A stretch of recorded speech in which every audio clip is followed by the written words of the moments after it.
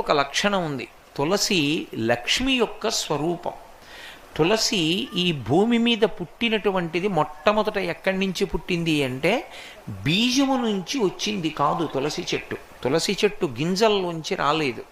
తులసి చెట్టు వృంద అనబడేటటువంటి మహాపతివ్రత యొక్క శరీరము దగ్ధమైనప్పుడు ఏర్పడినటువంటి బూదిలోంచి విత్తనాలు చేశారు బ్రహ్మగారి యొక్క అనుగ్రహం చేత.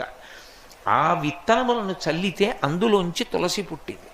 అందుకే అసలు తులసి కారణజన్మురాలు, లక్ష్మియే తులసిగా వచ్చింది. తులసికి ఒక్కదానికే ఒక లక్షణం ఉంది లోకంలో. తులసి సమస్త పాపములను హరిస్తుంది. ఎందుచేత హరిస్తుంది అంటే దాని గురించి పురాణంలో ఒక మాట ఉంది.